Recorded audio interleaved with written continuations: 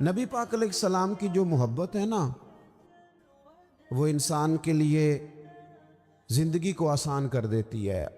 حضور سے پیار ہوتا ہے نا تو بندہ نفرت کرنی ویسے ہی چھوڑ دیتا ہے۔ حضور سے پیار کرتا ہے، ہرس ہوس لالچ ویسے ہی نکل جاتا ہے۔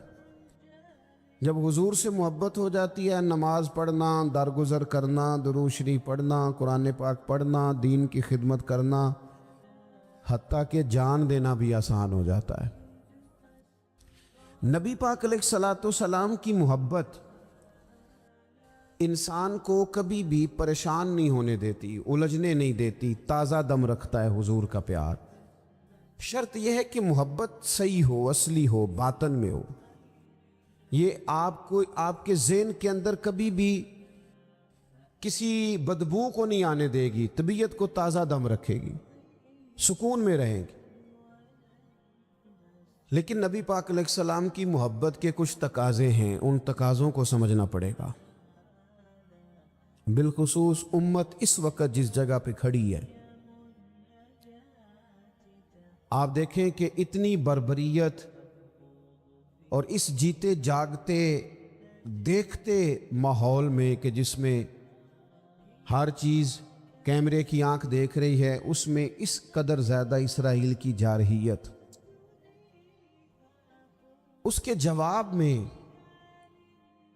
دو تین تازیانے ہیں وہ سمجھنے والے۔ ایک ہے کہ میں کوئی جذباتی بات کروں گا، آپ اس کی تائید کر دیں گے۔ ایک ہے کہ پہلوؤں پر غور کرنے کا وقت ہے کہ اتنے کٹھن ماحول میں بھی اگر مسلم امہ کے لیڈر بیدار نہیں ہو رہے تو آپ کو پس منظر سمجھنا پڑے گا کہ ہم نے نبی پاک کی محبت کے تقاضوں کو نہیں سمجھا۔ حضور سے محبت ہے نا تو پھر نبی پاک کو تو سادہ طرز زندگی پسند ہے، حضور کو تو پسند نہیں ہے۔ اللہ کے محبوب نے تو دعا مانگ کے فقیری لی اللہ تعالیٰ سے۔ آپ کو پتہ ہے جب بندہ بہت زیادہ آسانیوں میں چلا جاتا ہے، بہت زیادہ اس کے پاس سہولیات ہو جاتی ہے، اس کا مرنے کو دل نہیں کرتا۔ خود نبی پاک علیہ السلام نے فرمایا قیامت کے قریب کافر تم پر جھپٹیں گے جس طرح بھوکے لوگ کھانے پر جھپٹتے ہیں۔ حضور کیوں، ہم تھوڑے ہوں گے؟ فرمایا نہیں، تمہیں دنیا سے محبت ہو جائے گی اور موت تمہیں بری لگے گی۔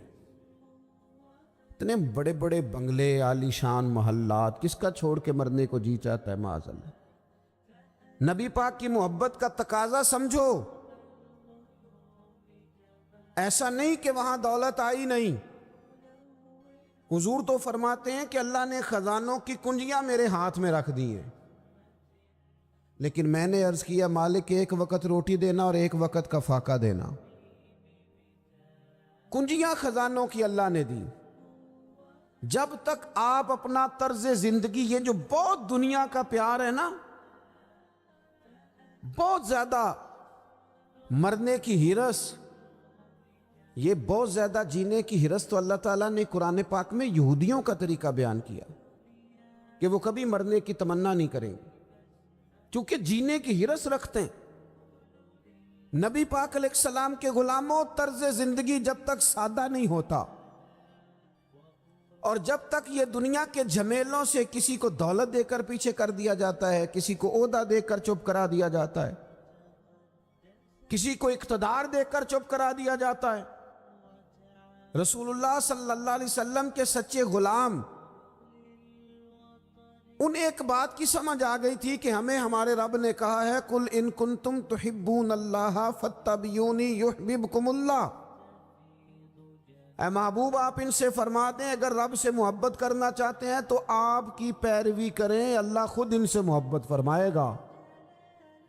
جب رب بھی ان کا ہو جائے گا، جب رب بھی ان کا کی محمد سے وفاتوں نے، تو ہم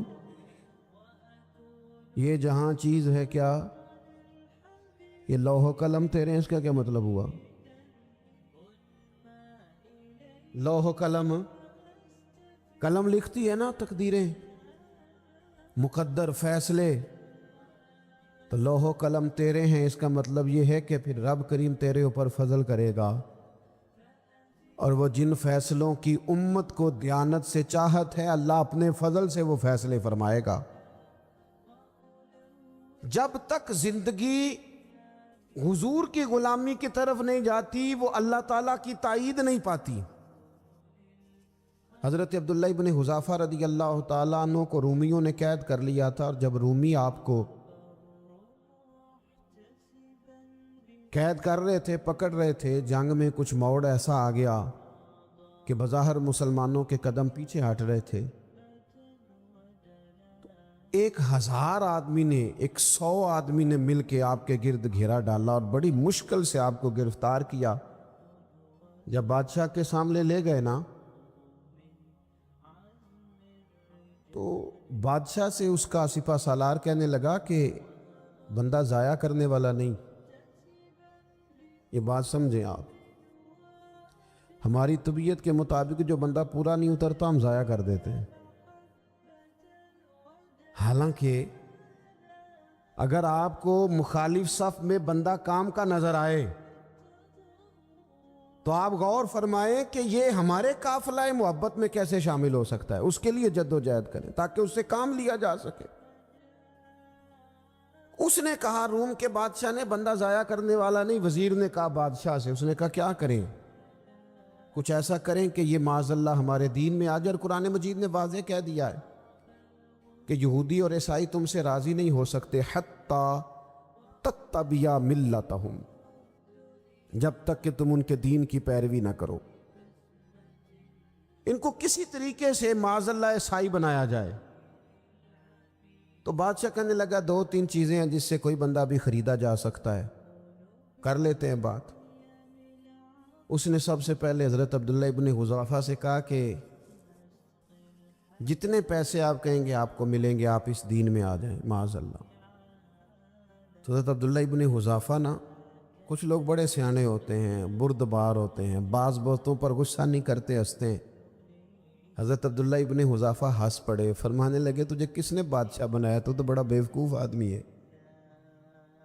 اس نے کہا کیا مطلب؟ فرمانے لگے نادان، میں تو تلوار لے کے میدان میں آیا ہوں، مجھے دولت کمانی ہوتی میں تجارت کرتا، میں تجارت نہیں کر رہا، میں تو شہادت کے لیے نکلا ہوا ہوں، اور تو مجھے کہہ رہا ہے پیسے لے لے، کو عقل کی بات کر۔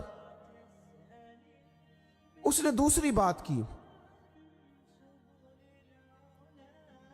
اس نے کہا کہ میں بادشاہ ہوں، میرے نیچے جتنے بھی عہدے ہیں، وزیر، مشیر، وزیر خزانہ، جو آپ عہدہ کہیں گے آپ کو دے دیا جائے گا، آپ اس طرف آ جائیں۔ تو حضرت عبداللہ ابن حذافہ کہنے لگے پھر کہتا ہوں تو بڑا نادان ہے۔ فرمانے لگے میں حضور کا صحابی ہوں، اور صحابی ہونے سے بڑا عہدہ دنیا میں ہے ہی کوئی نہیں۔ صحابہ وہ صحابہ جن کی ہر صبح عید ہوتی تھی، خدا کا قرب حاصل تھا، نبی کی دید ہوتی تھی۔ کہا تو مجھے لالچ دے رہا ہے۔ اب انہوں نے ایک نئی چال چلی۔ وزیر کہنے لگا کہ میں ایک اور طرح سے معاذ اللہ کوشش کرتا ہوں پگھلا دینے کی۔ آپ اندر کمرے میں قید تھے تو وہاں ایک خاتون کو بنا سنوار کر بھیج دیے گا۔ دوستو یاد رکھنا، تگڑا اور مضبوط جوان پتہ کون ہوتا ہے؟ جس کی نظریں پوری طرح اس کے کنٹرول میں ہوں۔ یہ علامت جوانی ہے۔ جس آدمی کا پوری طرح، 2 لوگ دنیا میں کبھی کوئی کارنامہ سر انجام نہیں دے سکتے، ایک جو حرام کھاتا ہو، ایک جس کی نظر ناپاک ہو۔ محمد بن قاسم جب یہاں آئے تھے نا، تو ایک دن بڑے پریشان تھے، تو ایک بزرگ کہنے لگے آپ کیوں پریشان ہیں؟ کہنے لگے راجہ دہر سے مقابلہ ہے، اور ہماری فوج تو سندھ کے رستے بھی نہیں جانتی، زبان بھی نہیں جانتی، لڑیں گے کیسے؟ 2-4 دن کے بعد ان بزرگوں کی دوبارہ محمد بن قاسم سے ملاقات ہوئی تو بڑے خوش تھے۔ کہا اب آپ کیوں خوش ہیں؟ کہنے لگے وہ میرا مقابلہ نہیں کر سکتا، میں نے تحقیق کر لی۔ کہا کیوں؟ کہنے لگے نظر کا گندہ ہے، اور جو نظر کے گندے ہوتے ہیں وہ میدانوں میں ٹھہرا نہیں کرتے۔ میدان کے لیے نکلنے کے لیے پاک جوانی کی ضرورت ہوتی، تطہیر مزاج ہونا ضروری ہوتا ہے۔ पाकीज़ा अफकार और सच्ची और सुच्ची सुथरी सोचों का होना जरूरी होता है। इसलिए फरमाया कि मेरा मुकाबला नहीं कर सकता। हज़रत अब्दुल्ला इब्न हुज़ाफ़ा कमरे में थे तो वज़ीर की बेटी अंदर सजी संवरी पहुंच गई। जैसे ही आपने इस कुफर की चाल को देखा तो तयम्मुम करके नफल शुरू किए। वो सारी रात बैठी रही, रब का बंदा सारी रात इबादत करता रहा। इबादत बड़ा सहारा है, मुसल्ला बड़ा सहारा है अल्लाह के बंदों। सुबह दरवाज़ा खोला, वज़ीर ने अपनी बच्ची से पूछना चाहता था रिज़ल्ट क्या निकला, तो कहने लगी पीछे हट जा, अब तेरा मेरा ताल्लुक कोई नहीं, मैंने नबी पाक का कलमा पढ़ लिया है। उसने कहा मैंने भी ज़माना देखा है, पर ये क्या लोग हैं, कस्तूरी के बने हुए, संदल से धुले हुए, कि मैं सारी रात कमरे में रही और 100 और 1000 आदमी जिस जवान का मुकाबला ना कर सके, इतना ताकतवर जवान कमरे में रहा और उसे नजर उठा के ना देखा। ओ कच्चा रंग ललारी वाला जेड़ा चढ़दा ते लैंदा रहिंदा है, ए इश्क तेरे दा रंग मुहम्मद चढ़िया फेर नहीं लैंदा। मैं कहा एक दफा नजर उठा के नहीं देखा, कमाल हो गई। इतने बड़े लोग, इतनी बड़ी सादतमंदी, फिरोज बख्ती, मामला फहमी हाथ हो गई। अल्लाह अकबर। दोस्तों, बादशाह जब पूरी तरह हार गया ना, उसने कहा मार दो। तेल गरम किया एक कढ़ाई में, और जब आपको उसमें डालने लगे तो आपकी आंखों में आंसू आ गए। बादशाह का ख्याल हुआ शायद नरम हो गए हैं, कहने लगा रोए क्यों? फरमाने लगे सोचता हूं जान ही एक है, कितना मज़ा है उसकी राह में जान देने का, कितनी लज्जत है उसके नाम पर मरने में, कितना लुत्फ है। जे तू चढ़िया उत्ते दार भी नहीं, ते जे तू विकया इश्क बाजार भी नहीं, ते एडा सस्ता सौदा प्यार भी नहीं, ते एडा सस्ता लभदा यार भी नहीं। कई जंगल गाने पैंदे नी, कई दोज़ख लंघने पैंदे नी, जे वो इस मुल्लों भी मिल जावे, एदू सस्ता होर वपार भी नहीं। ते कुछ समझ ना आवे लोकां नू वो कादे नाल शहीद करे, डिठी यार दे हथ तलवार भी नहीं, पर ओदा खाली जांदा वार भी नहीं। कहने लगे एक जान है ना, तो दिल करता है हजारों होती तो एक एक करके महबूब के नाम पे कुर्बान करता, जब मेरे पास है ही एक, करूं क्या? हजरत अब्दुल्ला इब्न हुज़ाफ़ा रदी अल्लाह ताला अन्हो जब रोए और बादशाह ने ये बात सुनी, तो बादशाह उठ के खड़ा हो गया, सारे वजीरों मुशीरों को कहने लगा तुमने कहा था ना बंदा जाया करने वाला नहीं, ये भी ज़ाया करने वाला नहीं। कहने लगा मेरा माथा चूमो, तुम जैसे लोगों को कत्ल नहीं करना चाहिए, आज़ाद करना चाहिए।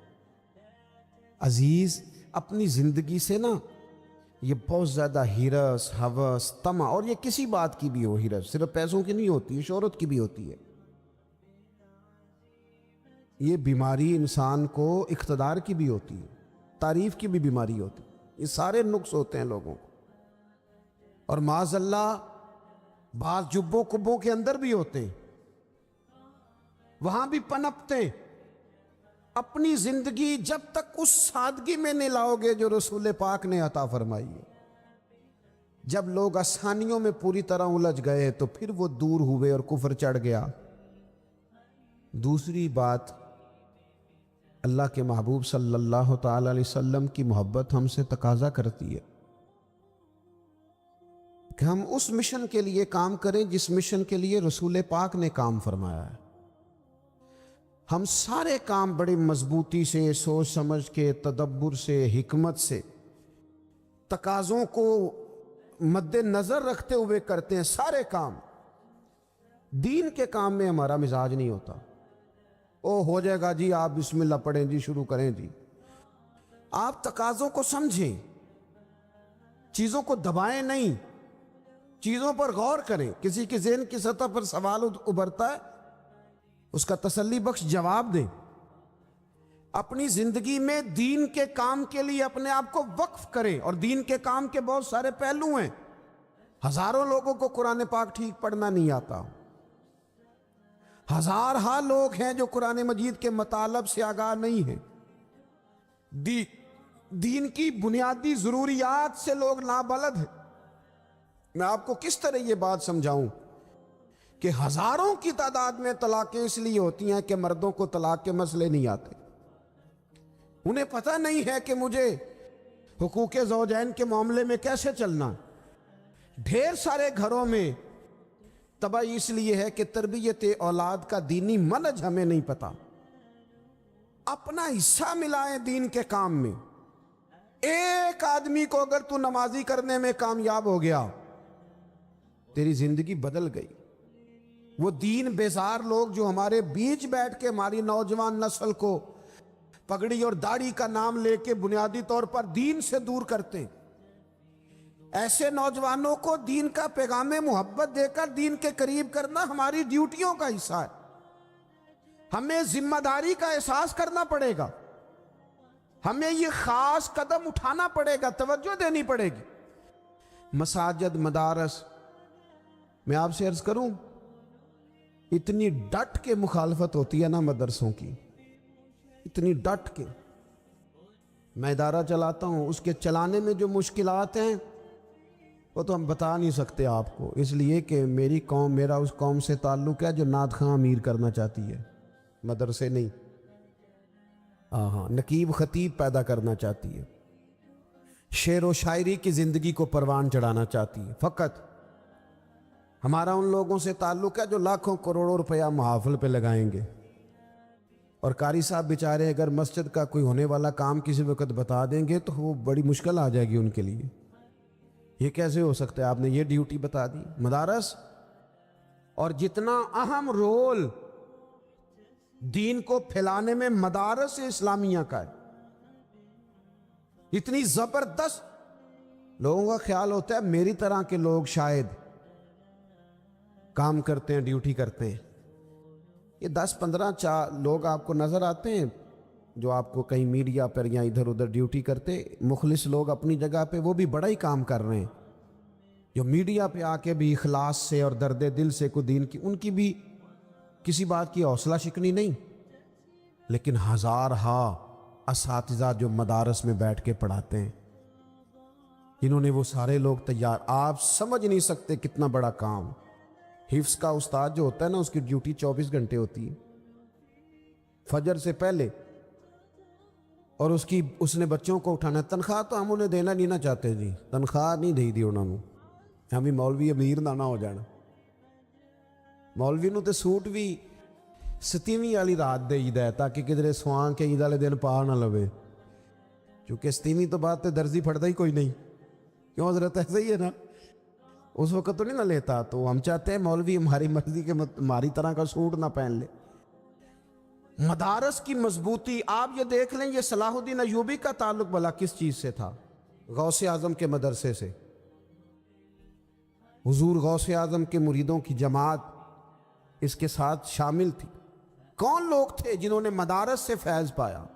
رازی اور غزالی، حضور غوث اعظم، خواجہ اجمیر، یہ سب لوگ مدارس کے لوگ ہیں. کمزوریاں ہیں، غلطیاں ہیں، بہت ساری چیزوں کی اصلاح کی ضرورت ہے، لیکن یہ دین کا بہت بڑا قلعہ ہوتا ہے مدرسہ. لیکن اس کی مخالفت کی جاتی ہے. مجھے بتائیے، اگر مدرسوں میں کمزوریاں ہیں تو کالجوں یونیورسٹیوں میں نہیں ہیں؟ ہم نے کبھی مخالفت کیا بند کر دو سارے؟ لیکن لوگوں کا جب خیال آتا ہے، جب ہمارے ایک سابقہ وزیر صاحب تھے سر راہ، کسی دعوت میں میری ان سے ملاقات ہو گئی تو انہوں نے کہا مدرسوں کا کردار کیا ہے آج کے ماحول میں. میں نے انہیں کہا کہ مختلف کورسز آپ کراتے ہیں نا، تو اس کے لیے پھر مختلف ویکینسیز ہوتی ہیں. جہاں بچوں کو مدرسے کا کورس کرایا جاتا ہے تو استاد بننا ہوتا ہے، اس نے خطیب بننا ہوتا ہے، مسجد کی ڈیوٹی کرنی ہوتی ہے. میں نے کہا بالکل کوئی حکومت سرپرستی نہیں کرتی، لیکن اللہ کا فضل ہے کبھی آپ نے کوئی مسجد سنی ہے جس میں جمعے والے دن مولوی نہ ملا ہو جمعہ پڑھانے کے لیے؟ کبھی آپ کو رمضان میں ایسی مسجد ملی ہے جس میں قرآن مجید سنانے کے لیے حافظ نہ ملا ہو؟ یہ ہو سکتا ہے کسی حافظ کو مسجد نہ ملے۔ تو مدارس کے ذمے جو کام تھا مدارس نے جم کے کیا ہے اور ڈٹ کے کیا اللہ کے فضل سے۔ اور مدارس کے لوگوں کو بھی کمزور نہیں پڑنا چاہیے، کبھی کسی وزیر مشیر مالدار کے روب میں نہیں آنا چاہیے، قطعاً نہیں۔ کیوں؟ کہ یہ وہ عظیم لوگ ہیں رسول اللہ صلی اللہ علیہ وسلم کے دین کے غلام، کہ ابھی ایک لفظ نہیں پڑا ہوتا الف با تا سا، پہلے دن گھر سے نکلتے ہیں تو حضور فرماتے ہیں اللہ کے فرشتے ان کے پیروں کے نیچے پر بچھا بھی دیتے ہیں، پہلے دن اتنا بڑا اعزاز ملتا ہے۔ تو حضور کی محبت کا تقاضا ہے دین کا کوئی کام کیا جائے۔ ایک خاتون مسجد نبوی شریف میں جھاڑو دیتی تھی پر کوئی کام تو کرتی تھی نا، اور کس مسجد میں؟ جہاں 70,000 فرشتے صبح آتے ہیں 70 شام آتے ہیں، اس مسجد میں وہ خاتون جھاڑو دیتی تھی۔ بخاری ہے، جب ان کا انتقال ہو گیا صحابہ نے سوچا کہ حضور کو تکلیف ہوگی، بغیر بتائے جنازہ پڑھ دیا۔ حضور صبح تشریف لائے، تازی قبر دیکھی، اور محبوب وہ ہیں جو فرش پہ کھڑے ہو کے عرش کی خبریں دیتے ہیں۔ نبی پاک علیہ الصلوۃ والسلام نے فرمایا کہ مجھے اطلاع کیوں نہیں دی اس کے انتقال کی؟ یہ کرم دیکھو، کوئی ڈیوٹی تو کرتی تھی نا یار، پر خلوص سے، پر پیار سے، پر اللہ کو راضی کرنے کے لیے، پر درد دل سے۔ اور دین کی ڈیوٹیاں کرنے والے دوستو سنو، حضور صبح آئے، قبر کو دیکھ کر فرمایا مجھے کیوں نہیں بتایا؟ یا رسول اللہ آپ کو تکلیف دینا مناسب نہ جانا؟ تو قبر پہ کھڑے ہو کے حضور نے فرمایا صف بناؤ میں دوبارہ جنازہ پڑھاؤں گا، صف بناؤ میں دوبارہ جنازہ پڑھاؤں گا۔ کوئی ڈیوٹی تو۔ تیسرا تقاضا حضور کی محبت کا، سمجھو میں بس بڑی جلدی بات سمیٹنے لگا ہوں۔ حضور کی امت سے پیار کرو، یہ نبی پاک کی محبت کا تقاضا ہے۔ حضور اس بندے سے بڑے راضی ہوتے ہیں جو حضور کی امت سے پیار کرتا ہے۔ آپ کو پتہ ہے حضرت جبریل امین علیہ السلام نے معراج کی رات حضور علیہ الصلوۃ والسلام سے عرض کی تھی کہ اللہ کی بارگاہ میں عرض کیجئے گا میری بھی ڈیوٹی لگ جائے آپ کی امت کے ساتھ محبت کرنے پر۔ تو یہ کیوں کہا تھا انہوں نے؟ علماء نے لکھا اس لیے کہا تھا کہ حضرت جبریل بھی جانتے ہیں کہ حضور کی امت سے محبت کی بات کی جائے نا تو نبی پاک راضی ہوتے ہیں۔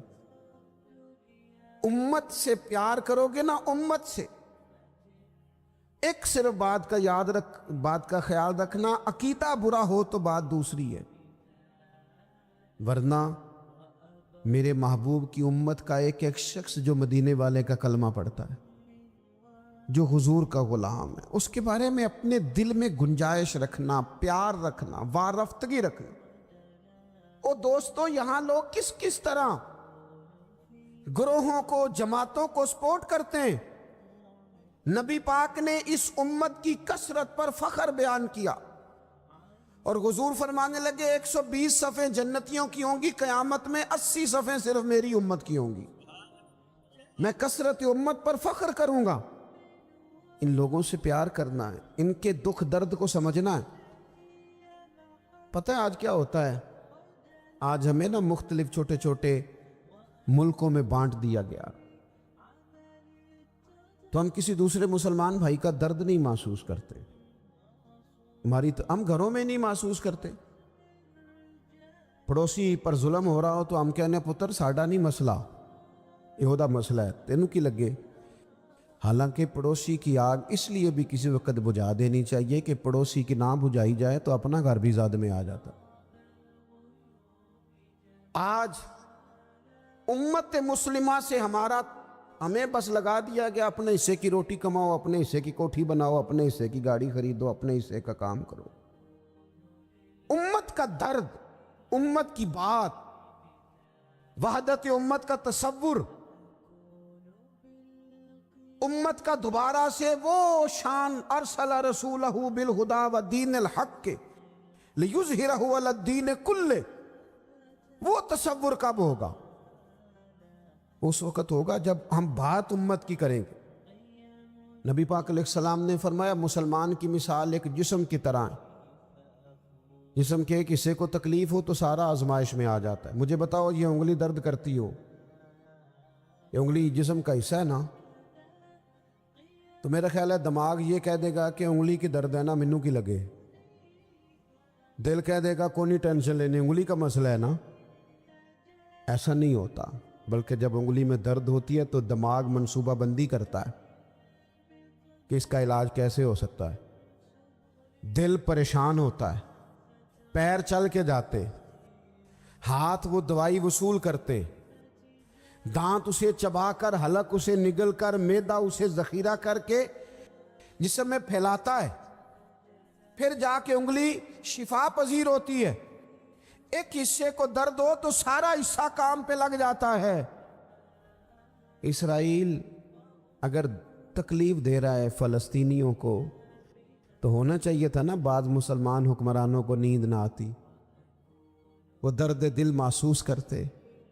ہونا چاہیے تھا نا کہ بعض لوگ یہاں ہم کیا کرتے ہیں بھلا بیٹھ کے، اب تو مجھے بعض چیزوں سے کوفت بھی ہونے لگا، ہم دیتے ہیں بیان، مذمت۔ آپ کے بیان دینے سے کیا ہوگا؟ فلانے نے بھی بیان دے دیا، فلانے نے بھی کلپ دے دیا، یہ کیا کر رہے ہیں؟ یہ تو آپ زندہ رہنا چاہتے ہیں۔ وہ جس طرح آج کل ہمارے ہاں بہت ساری چونکہ جماعتیں ہیں تو کشمیر ڈے آتا ہے نا تو مل کے ریلی نہیں نکالی جا سکتی، سوال نہیں پیدا ہوتا، کیونکہ ہمیں جماعتوں کو زندہ رکھنا ہے۔ اس جماعت کی خبر الگ لگنی چاہیے، اس جماعت کی خبر الگ، تو ایسے کوئی انقلاب آئے گا؟